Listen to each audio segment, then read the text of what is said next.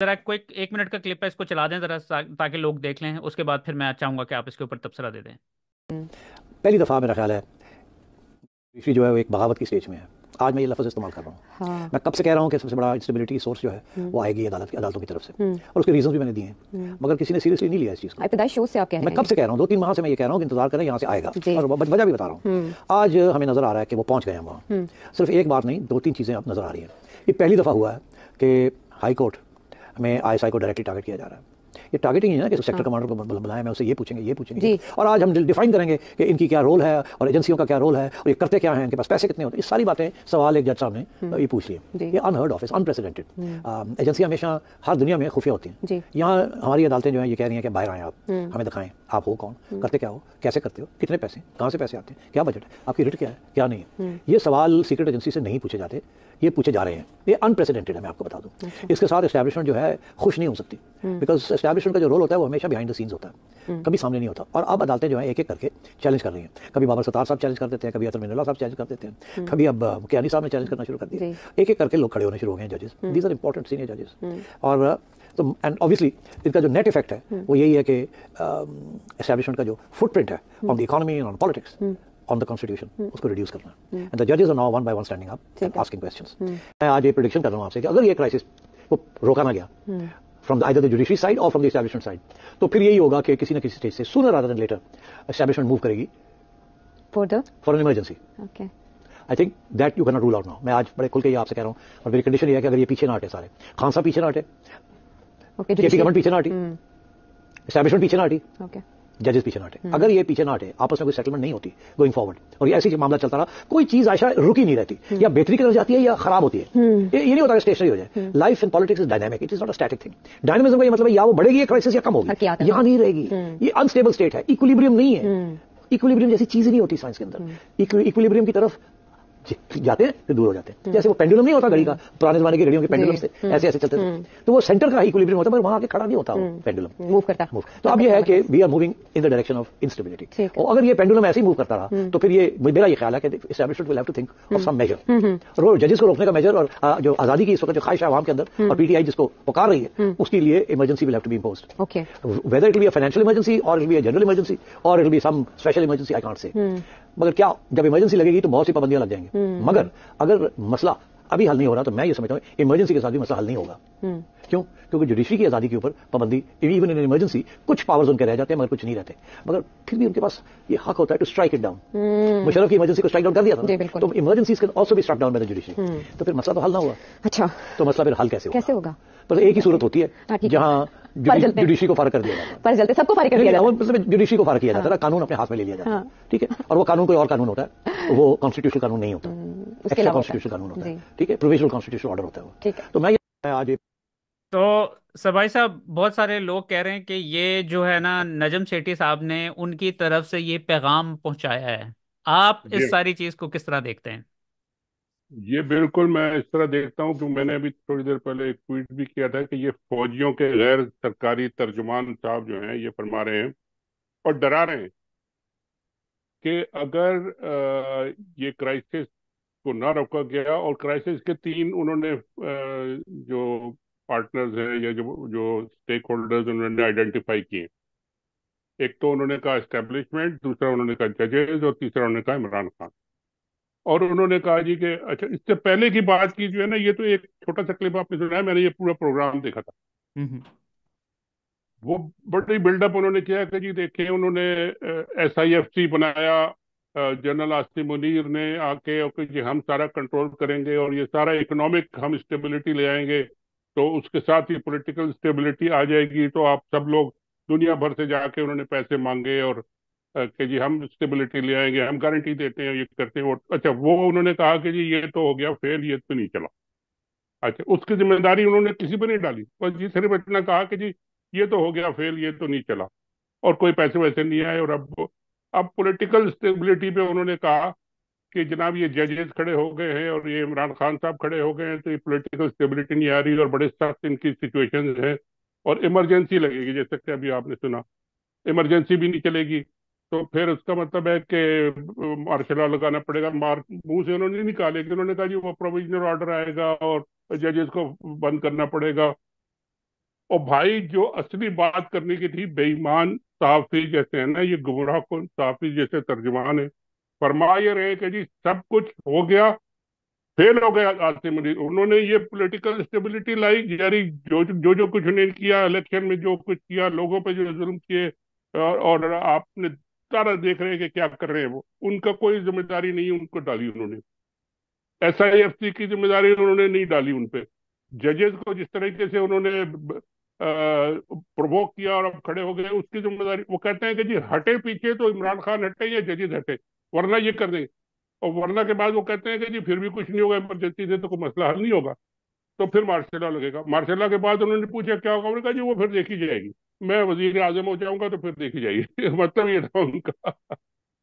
हम्म। ये इतने यानी बेगैरत लोगों को धूल डाल रहे हैं, आंखों में झोंक रहे हैं, और फौजी जबान बोल रहे हैं, और जिम्मेदारी किसी भी नहीं। इतना तो सच बोल दें कि भाई SIFC जिसने बनाया था वो फेल हो गया, तो कौन जिम्मेदार है, उसको कोई सजा मिलनी चाहिए नहीं मिलनी चाहिए। ये पॉलिटिकल इनस्टेबिलिटी जो आई है, जो इलेक्शन को नहीं माना, जो इसकी जिम्मेदारी किस पे जाएगी? इमरान खान पे जाएगी क्या? या जजों को जिस तरीके से आपने जलील किया और जो जो कुछ वो आप कर रहे हैं और वो खड़े हो गए, इसकी जिम्मेदारी किस पे जाएगी? सारी जिम्मेदारियां आके जाती हैं उन पे, और वो कहते हैं हम खड़े रहेंगे, ये हम जिम्मेदार नहीं है, और आप करें कंसेशन, आप दे, पीछे हटे, आप पीछे हटे, वरना आप भुगते। तो का तो मतलब है कि जी वो डायरेक्ट थ्रेट दे रहे हैं, बिल्कुल आपने सही कहा कि जी उनकी जुबान में बोल रहे हैं कि जी हम मार्शल लॉ लगा देंगे, लगाए मार्शल लॉ। एक बात और भी कही उन्होंने, हम्म। उन्होंने कहा आजकल लोग मार्शल लॉ को इतना इम्पोर्टेंस देते, वो कहते हैं स्टेबिलिटी होनी चाहिए, और स्टेबिलिटी अगर आ गई तो लोग भूल जाएंगे कि जी मार्शल आयोग को, वो कहते हैं ठीक है हो, लेकिन यहाँ पे स्टेबिलिटी होनी चाहिए। ये भी वो बता रहे हैं कि जी दुनिया के मुल्क या बाकी मुल्क जो है ना मार्शल लॉ को भी एक्सेप्ट कर लेंगे। ये सब इनकी ख्वाहिशें हैं, ख्वाब ख्यालियां हैं फौजियों की, जो है ना डेस्परेट, वो क्या कहते हैं, आखिरी हरबे हैं। और इससे कुछ उनको वसूल नहीं होने वाला। जो लोग खड़े हैं, इतने करोड़ों लोग जो खड़े हैं, उनका जिक्र ही कोई नहीं।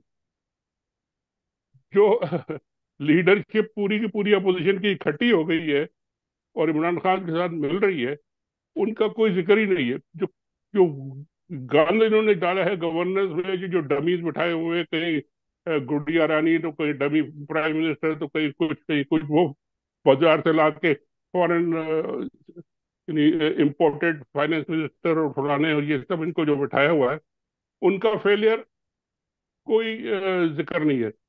किसानों के मसले हो गए, कोई जिक्र नहीं है। सारा जो कुछ उन्होंने मलबा है ना, वो तब डाल दिया है कि जी बस पॉलिटिशियन करें, इमरान खान करे और जज करे, पीछे हो जाए, वरना हम मारेंगे। मारेंगे क्या जी, किस तरह मारेंगे आप? वो अब जमाने नहीं रहे। तो ये है उनका सारा टोटल, इनका जो आज के प्रोग्राम का मैसेज जो इन्होंने दिया है, और ये बिल्कुल सही आप कह रहे हैं कि जी फौजियों की तरफ से ये मैसेज आया है। तो ठीक है, आ जाए, करें। अच्छा, एक और चीज़ बड़ी इंटरेस्टिंग, पहले कभी नहीं होता था कि जो पीटीआई के जो ऑफिशियल पेजेस हैं वो इस तरीके से तस्वीरें लगा के नाम लेकर, यानी कि लग ऐसा रहा है कि पीटीआई और इमरान खान साहब ने फैसला कर लिया है कि अब फ्रंट फुट के ऊपर आके खेलने का फैसला किया है। पहले तो जो है ना छुपे अल्फाज के अंदर वो क्रिटिसाइज करते होते थे, आज कल से उन्होंने तस्वीरें, आसिम मुनीर की बकायदा तस्वीरें लगाकर स्टेटमेंट्स देना स्टार्ट कर दी हैं। तो ये तो होगा ना जी, जब आप खुल के आप गालियां देंगे। मैंने तो एक जगह और भी पढ़ा था कि जी वो कहते हैं कि जी इमरान खान ने आसिम मुनीर को थ्रेट किया है कि जी मैं तुम्हें मरवा दूंगा। वो कोई बयान उन्होंने दिया था कि जी अगर बुशरा बीबी को या कुछ हुआ तो मैं हम्म। जो भी होगा उसको मैं नहीं छोड़ूंगा। उसको वो उस पर केस बना रहे हैं पंजाब गवर्नमेंट, उन पे वो कत्ल, इक़दाम कत्ल या कॉन्स्पिरेसी टू मर्डर या वट एवर, वो केस बना रही है, क्योंकि केस तो सारे अब खत्म हो गए, अदालतों ने सारे निकाल के बाहर फेंक दिए। हम्म। तो अब उनको अगर जेल में रखना है तो कुछ ना कुछ तो बनाना पड़ेगा, तो वो इस तरह के केस यानी टोटल डेस्परेशन है, टोटल माइंड बौखलाहट जिसे कहते हैं ना, निरी बौखलाहट है। कुछ समझ नहीं आ रही, जाके रात को 12 बजे अटैक कर देते हैं उनके दफ्तर पे, सुबह हम्म। कहते हैं कि जी हमसे बात करो, तो आप इनसे कहलवाते हैं कि जी हम मार्शल लॉ लगा देंगे, इमरजेंसी लगा देंगे। और लगा ले भाई इमरजेंसी, आप अभी भी तो इमरजेंसी से बुरा हाल है, जो आप कहते हैं वही हो रहा है। कि यानी मैंने अभी एक खबर भी देखी थी, फिर मैंने उस पर लिखा भी कि 26 बड़े बड़े मेगा प्रोजेक्ट आपकी ये जो गुड़िया रानी है पंजाब में, वो पहले से जाती उम्र से बना के लाई थी कि जी हम हम्म। आते ही ये इम्प्लीमेंट करेंगे, और कितने अरबों के थे वो सब उन्होंने आते के साथ ही कहा कि जी इनके कोई पैसे वैसे नहीं है। सेक्टर कमांडर साहब ने कहा कि जी बाहर निकालो इनको, फेंको, ये कोई बजट में नहीं होगा। सिर्फ हम्म। वो प्रोजेक्ट के पैसे मिलेंगे जो मोहसिन नकवी साहब ने स्टार्ट किए थे, ताकि वहां पे जो उनका पूरा कमीशन वमीशन जो खाता है ना वो चलता रहे इनका। अब ये जब करेंगे तो ये पंजाब गवर्नमेंट भी और जाहिर है नवाज शरीफ भी हो, ये सारे के सारे अंदर से इनको गालियां दे रहे हैं, अंदर से इनके खिलाफ है, ऊपर से कुछ कर नहीं सकते, कमजोर लोग हैं, कंप्रोमाइज लोग हैं। और अकेले खड़े हुए, थोड़े दिन और अकेले खड़े रहे तो फिर जाके माफी मांगेंगे इमरान खान से कि आप हमें, आप हमारे साथ मिल जाओ भाई, हम तो अकेले कुछ नहीं कर सकते। इसके अलावा और क्या रह गया इनके पास अब? आपको, आपके ख्याल में क्या हो सकता है, किस तरीके से इस मामले को अब रिजॉल्व करना चाहिए? क्या वो, आप समझते हैं कि एस्टेब्लिशमेंट को चुप करके पीछे हट जाना चाहिए? किस तरीके से चीज़ों को आगे लेके जाना चाहिए?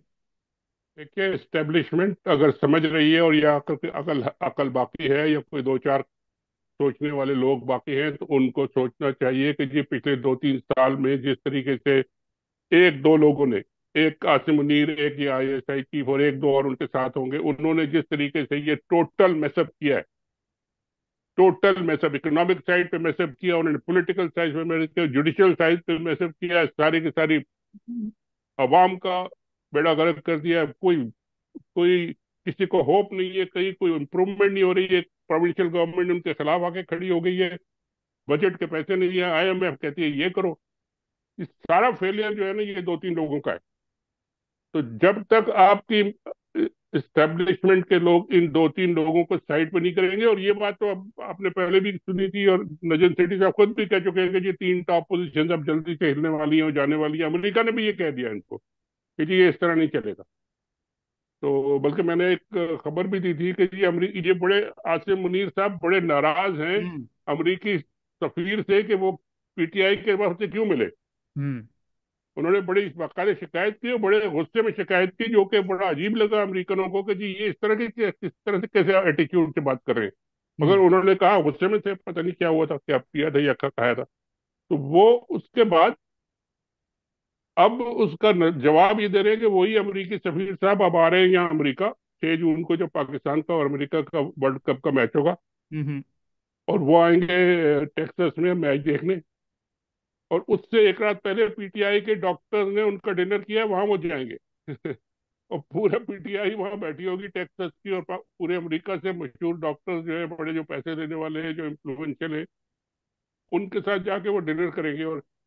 और ये उनका जवाब होगा कि जी मैं तो PTI वालों से भी मिलूंगा और मैं तो हर एक से मिलूंगा, आपके धमकी से और आपके नाराजगी से मुझे कोई फर्क नहीं पड़ता। और अमेरिका वाले अब ये बात खुले कर रहे हैं कि जी ये गलत हो गया काम, ये ठीक होना चाहिए, और आसिम मुनीर और इनका ये जो गैंग है ये ठीक नहीं कर सकता। हम्म। अब आगे देखेंगे कि और ये जैसे जो हालात। 3 बड़ों को घर भेजने का फैसला किया है, ये भी आपकी खबर सर्कुलेट कर रही थी काफी सोशल मीडिया पे कल। ये बिल्कुल, ये फैसला हुआ है, अमेरिकनों ने भी कहा है उनसे कि हम्म। जी ये आपने चेंजेस करने हैं। और जाहिर है, एक तो वो भागने की तैयारी में, उनका तो रिटायरमेंट वैसे ही एक्सटेंशन पे सारे, जो ISI चीफ है वो तो अमेरिका आना चाहते हैं, पता नहीं अमेरिका उनको आने देगा नहीं देगा, उनको यहाँ पे वो एक्सेप्ट करेगा नहीं करेगा, हो सकता है कर ले, क्योंकि अमेरिका तो इस तरह के लोगों को चाहते हैं ना, उनके पास बड़ी इंफॉर्मेशन होगी, बड़ी सारी टोटल कंट्रोल था उनका। तो हम्म। उनको तो वो यूज करेंगे जिस तरीके से भी हो सकता है। यहाँ आ गए तो बहुत तरीके हैं फिर यूज करने के। तो वो यहाँ आना चाहते हैं, उनकी जगह कौन जाना चाहता है वहां बैठेगा, उनकी जगह कौन हिलेगा। ये टिकट आपने भी कहा कि जी 3 टॉप पोजीशन हिलेंगी और फिर नई टीमें आएंगी। तो उसका मतलब है कि ये मूव चल रही है। अब जब ये लोग समझ जाएंगे कि जी अब हमारी गेम खत्म हो गई है और अब हम यहाँ नहीं रह सकते, तो फिर ये लोग हटेंगे। कोई नई टीम आएगी, कुछ नई सोच लाएगी, कोई नई बात करेगी, कुछ माफी मांगेगी, कुछ पाँव पकड़ेगी, कुछ और करेगी, छोड़ेगी ये जो गलत केसेस वैसे उसको खत्म करेगी। फिर मेरा ख्याल है कुछ थोड़ा स्पेस आगे चलेगा कि जी पॉलिटिकल लोग भी बात करें। सबसे इम्पोर्टेंट बात ये होगी कि जी आप इलेक्शन के रिजल्ट को अनडू करते हैं कि नहीं करते। आपने जो ये जाली रिजल्ट बनाया ना, इसको अनडू करो तो फिर PTI आगे चलेगी। आप नए इलेक्शन भी अनाउंस कर दें तब भी बहुत मुश्किल है, क्योंकि वो भी बड़ा एक लंबा प्रोसेस है और वो बहुत बड़ा एक तो ये सिचुएशन उस तरफ जा रही है और अगले 2-4 महीनों में ये सारा होना है। हम्म। ठीक है, thank you so much Shaheen साहब। आप थैंक यू मुझे पता जनाब। है आपने जाना भी है कहीं, तो thank you for your time. Thank you so much. Pakistan में इस वक्त सबसे बड़ा मसला बोलने का है। पाकिस्तान में बोलने नहीं दिया जाता, जुबानें खींच ली जाती हैं, डर है, खौफ है, टेरर है। पाकिस्तान का मीडिया मुकम्मल तौर पर कंट्रोल्ड है, वेल मैनेज्ड है, एक मैसिव सेंसरशिप है। इसी तरह का दबाव पाकिस्तान में siyaset.pk भी फेस कर रहा है, जिसे पाकिस्तान भर में गुज़श्ता कई महीनों से मावरा आइन, मावरा कवानीन मुकम्मल तौर पर बंद कर दिया गया है, मुकम्मल तौर पर बैन कर दिया गया है। siyaset.pk की नशरियात को लिमिटेड करके पाकिस्तान में छोड़ दिया गया है। तमाम तर कानूनी मुआवजे के ऊपर आवाज उठाई गई, दस्तक दी गई, लेकिन हर तरफ से खामोशी है, सन्नाटा है, कहीं पर कोई सुनवाई नहीं है, कोई सुनने को तैयार नहीं है। लेकिन इसका हल क्या है? क्या खामोश हो जाएं? क्या सवाल ना करें? क्या मालूमात आप तक ना पहुंचाएं? क्या इंफॉर्मेशन आप तक ना पहुंचाएं? मालूमात भी पहुंचेगी, इंफॉर्मेशन भी पहुंचेगी, सवालात भी उठेंगे, लेकिन अब आपने रोल प्ले करना है, आपने अपना किरदार अदा करना है। और छोटा सा एक प्रोसीजर है, प्रोसेस है, उसके बाद आप अपना किरदार अदा करें और हमारी मदद करें। पहले आपने यह करना है कि हमारे यूट्यूब चैनल को सब्सक्राइब करना है, उसके बाद ज्वाइन के बटन के ऊपर जाना है, क्लिक करके हमारा मेंबर बनना है। या फिर दूसरा ऑप्शन यह है कि आपने वीडियो की डिस्क्रिप्शन में जाना है, वहां पर पैट्रियन का लिंक मौजूद होगा, उस लिंक के ऊपर क्लिक करें और हमें सपोर्ट करें, हमारा हिस्सा बने, हमारी ताकत बने। ख्याल रखिएगा। अल्लाह हाफिज।